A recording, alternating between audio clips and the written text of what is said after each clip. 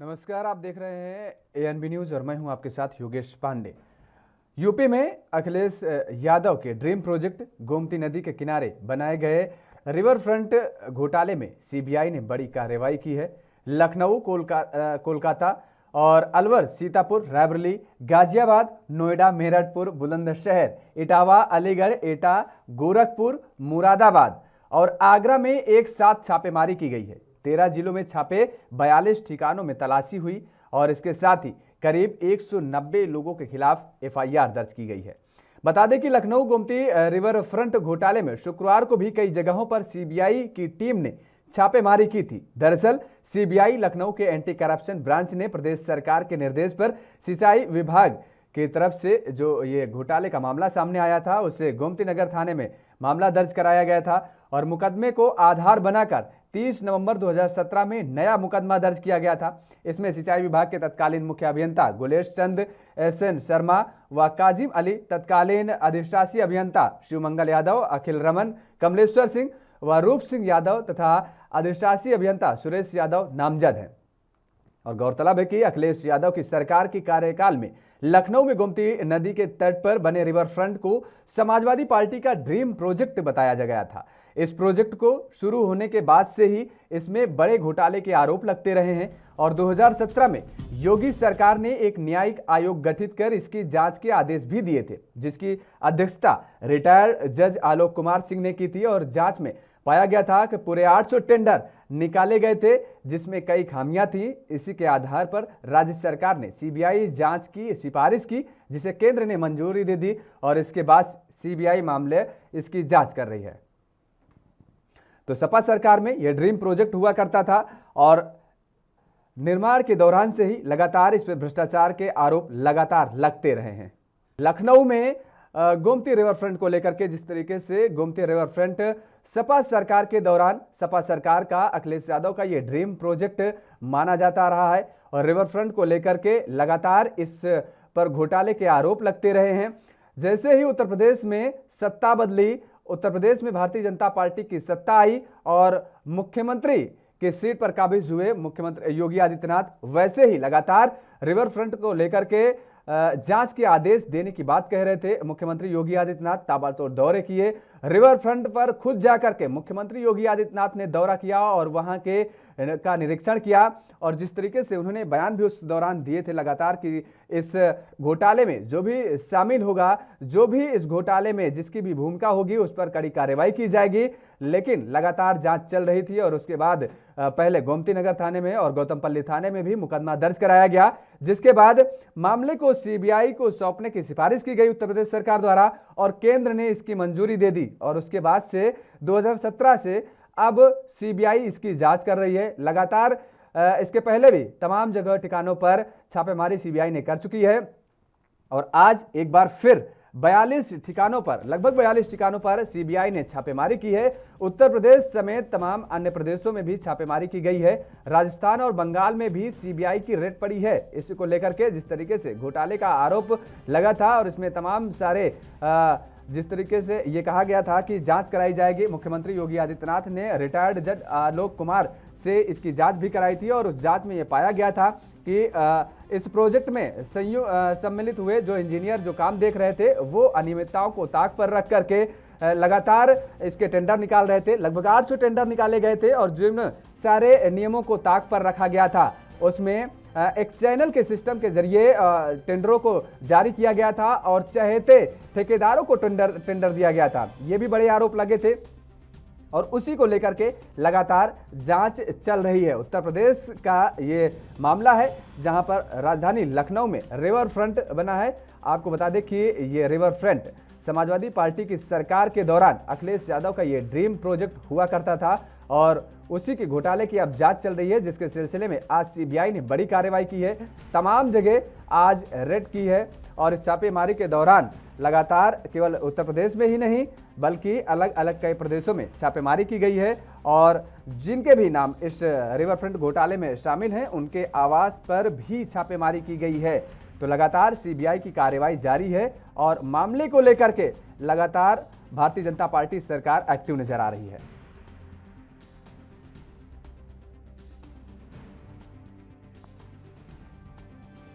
और इसी मुद्दे पर चर्चा करेंगे। हमारे साथ दो मेहमान जुड़ चुके हैं इस समय। एहसान त्यागी जी हैं, राजनीतिक विश्लेषक हैं, आपका बहुत बहुत स्वागत है। और संजीव त्यागी जी हैं, भारतीय जनता पार्टी के नेता हैं, आपका भी बहुत बहुत स्वागत है। सबसे पहले आपके पास आएंगे संदीप त्यागी जी, कि जिस तरीके से ये कार्रवाई की जा रही है सीबीआई को लेकर के, लगातार अगर देखा जाए तो जब से उत्तर प्रदेश में योगी आदित्यनाथ की सरकार बनी है उसके बाद से रिवरफ्रंट घोटाले की जांच चल रही है, लेकिन अभी तक देखा जाए तो कोई बड़ी कार्रवाई नहीं निकले हुई है। 5 साल बीतने को हैं और आने वाला अब चुनाव है, तो क्या ये जो कार्रवाई अब एक बार फिर से तेज हो गई है, इसे चुनावी चश्मे से देखा जाए? नहीं, ये चुनावी चश्मा नहीं है योगेश जी। मैं बताना चाहता हूँ कि सीबीआई अपनी जांच कर रही है, ईडी अपनी जांच कर रही है। जांच होने के बाद ही उस पर कार्रवाई होगी। से पहले मुकदमे दर्ज हो चुके हैं, अब जांच चल रही है। जांच यदि जो कोई दोषी पाया जाता है उसको तत्काल जवाब क्यों मिल जाएगा? सरकार ऑडिट है, पहले भी तो सरकार इसको जेल का काम करेगी, जैसे ही करार होंगे कि ये लोग जेल जाएंगे।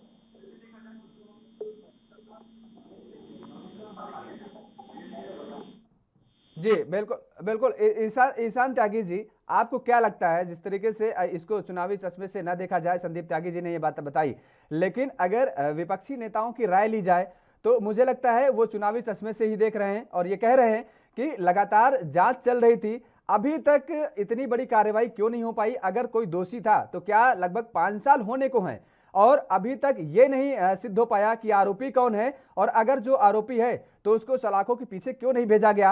अब उत्तर प्रदेश में हाल ही में चुनाव होने हैं और उस चुनाव को लेकर के अब एक बार फिर से ये कार्रवाई तेजी से की जा रही है, क्योंकि समाजवादी पार्टी उत्तर प्रदेश में भारतीय जनता पार्टी के समक्ष खड़े होने का दावा करती है और कहीं ना कहीं अब समाजवादी पार्टी के नेताओं को यह लगता है कि उनकी छवि को धूमिल करने का ये एक प्रयास है। योगेश जी देखिए, आप देखिए, अगर अभी तो चलिए मान लीजिए अभी वैसे तो अगले साल है चुनाव, लेकिन अगर आप पुराना ट्रैक रिकॉर्ड देखें, अगर आप थोड़ा भूतकाल में जाएं और पुराना ट्रैक रिकॉर्ड देखें भारतीय जनता पार्टी का, तो जहां जहां जिस भी राज्य में चुनाव आने वाले होते हैं वहां पे आप देखेंगे कि 6-8 महीने पहले या 1 साल पहले, चाहे वो आपने बंगाल देखा हो, चाहे वो आपने मध्य प्रदेश देखा हो, चाहे वो आपने महाराष्ट्र का चुनाव देखा हो, चाहे वो आपने राजस्थान का चुनाव देखा हो, या चाहे छत्तीसगढ़ का चुनाव देखा हो, तो ये एक शैली बनती जा रही है और ये बहुत ही चिंता का विषय है कि हमारी केंद्र की सरकार जो है या केंद्र में बैठी जो पार्टी है, जो सत्ताधारी पार्टी है, उसकी एक शैली बन गई है कि वो जो देश के संविधान द्वारा जो ये विभाग हैं, जैसे सीबीआई है और ईडी है, इनका इस्तेमाल करके जो अपनी विपक्षी पार्टियां हैं उन पे अटैक करने का काम करते हैं। चुनाव से 1 साल पहले या 6 महीने पहले, 8 महीने पहले ये शुरू हो जाती है, शैली बनती जा रही है। अगर आप देखें तो आप देखिए, ये जो स्कैम है जिसको बोला जा रहा है कि एक स्कैम था, अगर ये स्कैम है, मैं बिल्कुल मानता हूं कि चाहे कोई सी भी पार्टी ने स्कैम किया हो, कभी भी किया हो, उस जो भी करप्ट लोग हैं, जो लोग उसके लिए जिम्मेदार हैं, अगर उसके लिए मंत्री कोई जिम्मेदार है, अगर उसके लिए चीफ मिनिस्टर कोई जिम्मेदार है, अगर उसके लिए कोई अधिकारी जिम्मेदार है, अगर उसके लिए कोई इंजीनियर भी जिम्मेदार है, सरकारी इंजीनियर, तो उसको सलाखों के पीछे भेजना एक सरकार का भी दायित्व है और साथ में सीबीआई ईडी का भी दायित्व है, और वो जल्दी से जल्दी होना चाहिए। ये मैं बात बिल्कुल मानता हूँ। अगर इस वाले जो स्कैम है, ये आप जो बोल रहे हैं गोमती के तरफ पे जो स्कैम जिसको ये बोल रहे हैं रिवर फ्रंट स्कैम, अगर वो हुआ है, वो 2017 में मालूम पड़ गया था कि ऐसा कोई स्कैम सामने आया है। जो पहली एफआईआर फाइल हुई थी वो 2017 में हो गई थी। माननीय योगी जी ने भी बोला था कि इसमें जल्दी से जल्दी जांच होगी और जो दोषी लोग हैं वो पीछे सलाखों के पीछे जाएंगे। तो ये देखिए, ये जो मुद्दे होते हैं इस तरह के, जो खासकर विपक्षी पार्टियों पे जो मुद्दे होते हैं, वो हमेशा देखिए बचाए जाते हैं चुनाव के टाइम आने के लिए, और ये शैली बनती जा रही है। सिर्फ मैं भारतीय जनता पार्टी को नहीं बोल रहा, कि कई जगहों पे ये शैली बनती जा रही है अलग अलग अन्य पार्टियों के द्वारा, कि जब भी चुनाव आएंगे उससे पहले हम इन मुद्दों को यूज करेंगे, हम एक केस करके डाल देते हैं, लेकिन जब हमारी सरकार आएगी या हमारी सरकार अगर डिफेंड कर रही होगी चुनाव को, तो हम इन मुद्दों को आगे लेकर आएंगे लोगों के सामने और एक दूसरी पार्टी के चरित्र हरण का काम करेंगे। बिल्कुल। दूसरी चीज यहाँ पे देखिए, महत्वपूर्ण चीज है, 1 मिनट मैं आपको बस एक बार संक्षिप्त में बता दूं कि देखिए, अभी जिस तरह से कोविड का मिसमैनेजमेंट हुआ है और जिस तरह से, मैं 2-3 मुद्दे गिनवा देता हूं जिससे पहले संदीप भाई अपना आंसर करें, कि देखिए बेरोजगारी पूरे प्रदेश में बढ़ती जा रही है, जिस तरह से कोविड का मिसमैनेजमेंट हुआ है, ना बेड मिले लोगों को, ना आईसीयू मिले, ना अस्पताल मिले, ना वेंटिलेटर मिले, और अभी तो वैक्सीन में भी थोड़ी कमी आने लग गई है फिर से। तो ये सब मुद्दों को छुपाने के लिए ये नए नए मुद्दे सामने आ रहे हैं, और इन सब चीजों को लोगों को देखना पड़ेगा कि उनको क्या अच्छी शिक्षा मिली क्या नहीं मिली, उनको स्वास्थ्य की सुविधाएं मिली या नहीं मिली, उनके जो बच्चे हैं उनको रोजगार मिला कि नहीं मिला, किसानों की आय दुगनी हुई या नहीं हुई। ये सब मुद्दे चुनावी मुद्दे होने चाहिए अगले साल के, बनिस्पत इसके कि जो पहले हुआ उसके लिए तो लोगों को जेल जाना ही पड़ेगा। जिसने स्कैम किया वो जेल जाएगा, अगर इंजीनियर ने किया तो इंजीनियर जाएगा, अगर किसी जेई ने स्कैम किया तो जेई जाएगा, अगर किसी मंत्री ने स्कैम किया तो मंत्री जाएगा। तो ये सब चीजों को लोगों को इस बार मुद्दा नहीं मानना चाहिए। मुद्दा होना चाहिए सिर्फ और सिर्फ विकास का मुद्दा। क्या उत्तर प्रदेश को पिछले 5 साल में विकास मिला या नहीं मिला? बिल्कुल।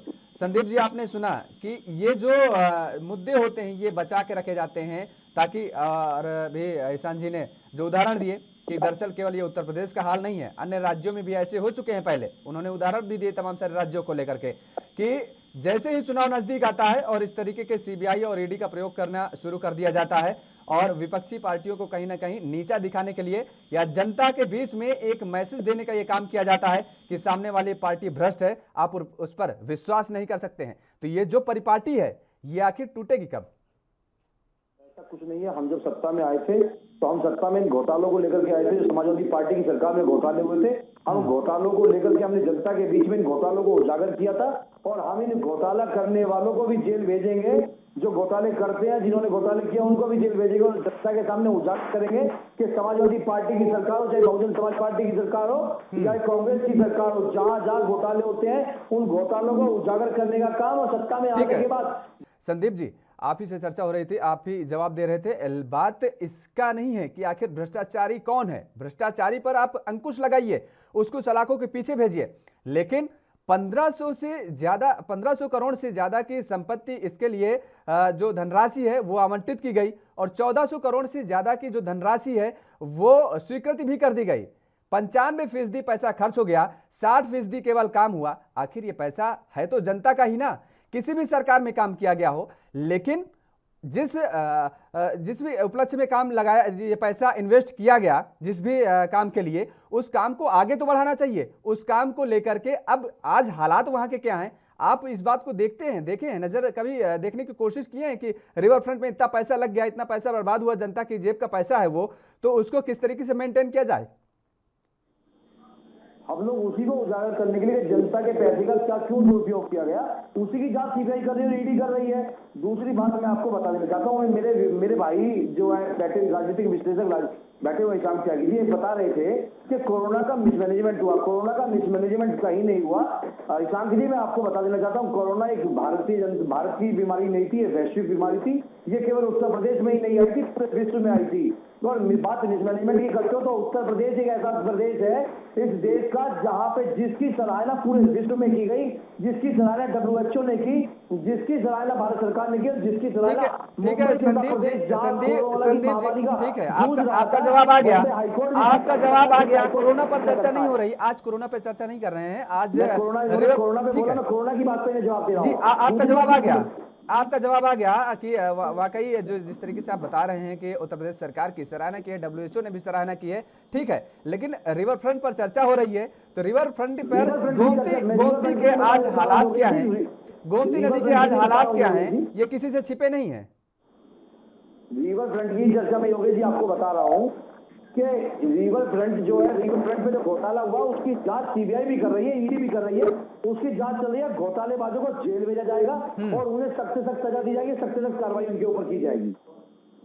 1400 करोड़ रुपए का घोटाला है, तो छोटा मोटा घोटाला नहीं है। ठीक है ईशान त्यागी जी, पैसा जो भी लगा रिवर फ्रंट में वो जनता की गाढ़ी कमाई का पैसा था। सरकार कोई भी रही हो, इन्वेस्ट किसी भी सरकार ने किया हो, आप अगर दूसरी सरकार बदल जाती है तो वो दूसरी सरकार उस पर जांच बैठाए, ठीक है, जो उसमें भ्रष्टाचारी हैं उनको जेल के पीछे भेजे, सलाखों के पीछे भेजने का काम करे, ठीक है, लेकिन जिस मद में पैसा खर्च हुआ है उस मद को तो व्यवस्थित रखने का जो जिम्मेदारी है वो वर्तमान सरकारों की होती है। जो फिलहाल सरकार है वो वहां की देखरेख करनी चाहिए। आपने जिस तरीके से अगर देखा जाए तो गोमती नदी का जो हालात हैं वो आज भी किसी से छिपे नहीं है। ये कहा गया था कि गोमती नदी को साफ और सुथरी बना दिया जाएगा, और जिस तरीके से जो रिपोर्ट आ रही है उसमें ये कहा जाता है कि अगर गोमती नदी का कोई पानी पी ले तो वो भी बीमार हो जाएगा। हालात ये हैं। योगेश जी, आप गोमती नदी की बात कर रहे हैं। आप देखिए, जो माँ गंगा के कुपूत हैं, आप समझ जाएंगे कौन है, जिन्होंने बोला था कि मेरे को तो माँ गंगा ने बुलाया है, और जिन्होंने वादा किया था कि गंगा को एकदम स्वच्छ कर देंगे 5 साल के अंदर अंदर। और नमामि गंगे करके एक प्रोजेक्ट आया था, अगर आपको याद हो, जिसमें हजारों करोड़ रुपए। देखिए, कोई भी कार्य अगर देश में होता है, कोई भी कार्य अगर कोई भी सरकार, चाहे वो राज्य सरकार हो, केंद्र सरकार हो, कोई भी कार्य करती है, वो लोगों के पैसों से, जो टैक्स से भी जमा हुआ पैसा है, उससे ही करती है। कोई अपनी जेब से पैसा नहीं निकालता। दूसरी चीज यहाँ पे ये है कि वो वेस्ट तो होता है जब इस तरह के स्कैम होते हैं। और मैंने पहले ही अपने वक्तव्य में बोला था कि ऐसे जो स्कैम करने वाले लोग हैं उनको जेल पहुंचाना चाहिए, ये सरकार की जिम्मेदारी है। लेकिन आप देखिए, आप गोमती नदी की बात कर रहे हैं, यहाँ तो जो गंगा का पानी है वो क्या हजारों करोड़ रुपए जो नमामि गंगे प्रोजेक्ट है उसमें लगाने के बाद गंगा बिल्कुल साफ हो गई। हमने देखा किस तरह से हजारों लाशें, या आप बोल लीजिए चलिए 100 लाशें, हजारों से फिर संदीप जी थोड़ा सा बोलेंगे कि नहीं ज्यादा बोल दिए, किस तरह से 100 लाशें लोगों की जो इसमें गंगा नदी के तट पे मिली हैं, या गंगा नदी का जो रिवर बेड है उसमें मिली हैं, वो सबसे बड़ी चिंता का विषय है। और पूरे विश्व ने उसको दिखाया है कि किस तरह से जो सबसे बड़ी नदी है भारत की, उसमें किस तरह से लोगों की लाशें मिली हैं। तो क्या इससे देश की गरिमा नहीं गिरती है? दूसरी चीज यहाँ पे अभी आती है कि चलिए बात कर लीजिए, इन्होंने बोला कि कोरोना महामारी की, मैं 1 मिनट वापस आऊंगा इसी मुद्दे पे। देखिए, ईशान जी, हम चाहेंगे कि इसी मुद्दे पर आप, क्योंकि मुद्दा अब डाइवर्ट हो रहा है, अब बहुत कोरोना में जा रहे हैं और उधर गंगा में जिस तरीके से मैं मुद्दे की इसी बात कर रहा हूँ कि इतना पैसा वहां पर खर्च हुआ। मुद्दे की बात यह है कि इतना पैसा वहां पर खर्च हुआ रिवर फ्रंट में, वहां पर टिकट लगाए गए कि वहां पर लोग टहलने जाते हैं, सुबह और शाम को टहलने जाते हैं। शायद आपने देखा होगा कि वहां का क्या नजारा है, क्या सीन है। और अगर वहां पर लोग टहलने जाते हैं तो लखनऊ जो विकास प्राधिकरण की तरफ से एक टिकट वहां पर अब जारी कर दिया गया है कि टिकट के बाद ही वहां पर एंट्री होगी। तो कहीं ना कहीं से इसमें राजकोष में, प्रदेश सरकार का राजकोष में भी वृद्धि होती है। तो इसको लेकर के अगर वहां पर लोग टहलने जाते हैं, रिपोर्ट में तो यहां तक कह दिया गया था कि अगर लोग वहां पर कंटिन्यूअस टहलने जाते हैं नदी के किनारे तो वो बीमार हो जाएंगे। तो कम से कम सरकारों का यह दायित्व तो बनता है ना कि वहां पर ऐसा माहौल क्रिएट करे कि जो पैसा जिस मद में लगा है वो पैसा का यूटिलाइजेशन हो। नहीं, बिल्कुल सही बात है। यहाँ पे देखिए, दोनों चीजें हैं। एक तो पहली चीज यहाँ पे ये है कि आपने बोला कि अगर कोई सरकार किसी प्रोजेक्ट को चालू करती है या स्टार्ट करती है, उसके बाद दूसरी सरकार आके उसको या तो बंद कर देती है या बदल देती है। ये नहीं होना चाहिए। अगर किसी सरकार ने वहां पे कोई कार्य शुरू किया है तो वो लोगों की भलाई के लिए ही किया है, लोगों का पैसा लगाया, उसमें गाड़ी कमाई का पैसा लगाया। तो सरकार को, हाँ, अगर कोई किसी ने स्कैम किया उसको जेल भेजना चाहिए, लेकिन उस प्रोजेक्ट को कंटिन्यू होना चाहिए और जो आगे आने वाली सरकार है उसकी जिम्मेदारी बनती है ये। दूसरी चीज यहाँ पर ये है कि देखिए, जो भी स्कैम हुआ है इसमें, या फिर आप चलिए, आपने बोला कि मैं कोरोना की बात कर रहा था, लेकिन क्या ये सरकार की जिम्मेदारी नहीं बनती कि अगर नमामि गंगे, जिसमें हजारों करोड़ रुपए लगा दिए और जिसमें बोला गया कि पूरी गंगा साफ हो जाएगी ऊपर से लेके नीचे तक, अगर वो नहीं हुई है तो उसकी भी एक जांच करवा ले। हो सकता है उसमें कोई स्कैम निकल जाए, हो सकता है कोई अधिकारी या कोई मंत्री जिसने घोटाला किया हो केंद्र के लेवल पे या फिर राज्यों के लेवल पे, क्योंकि देखिए गंगा कई राज्यों से निकलती है, उत्तराखंड में भी है, उत्तर प्रदेश में भी है, बिहार में भी है। तो अगर कोई स्कैम हो सकता है उसमें भी निकल जाए। तो ये साफ साफ जाहिर है ये बात कि ये जो मुद्दे होते हैं ये बड़ी मतलब ये छुपा के रखे जाते हैं। ये सिर्फ तभी बाहर आते हैं जब कोई इलेक्शन आता है या मुद्दों को भटकाने का काम किसी न किसी सरकार को करना पड़ता है। मैं किसी भी सरकार पे या संदीप त्यागी जी पे कोई पर्सनल अटैक नहीं कर रहा हूँ, लेकिन आप ये देखिए कि ये इस तरह के मुद्दे छुपाए रखे जाते हैं और तभी बाहर आते हैं जब कोई चुनाव आता है। ठीक जी, संदीप जी कहिए, क्या आप जिस तरीके से रिवर फ्रंट घोटाले की जांच हो रही है, क्या अभी जिस तरीके से ईशान त्यागी जी ने कहा कि जो नमामि गंगे परियोजना थी उसके तहत भी तमाम पैसा खर्च हुआ है, पानी की तरह पैसा बहाया गया है, क्या उसकी भी जांच कराई जाएगी?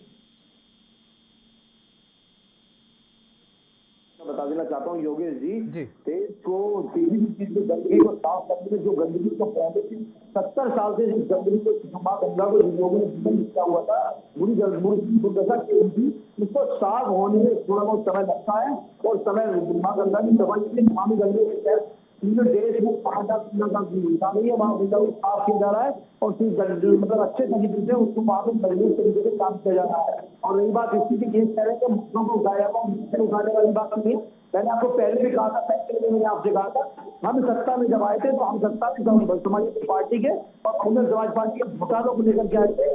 जिन घोटालों की सरकार समाजवादी पार्टी की सरकार चली थी, जहाँ घोटाले चले थे, उन घोटालों की सरकार को खत्म करने के लिए हम सत्ता में वापसी हुए थे, हम सत्ता में आए थे।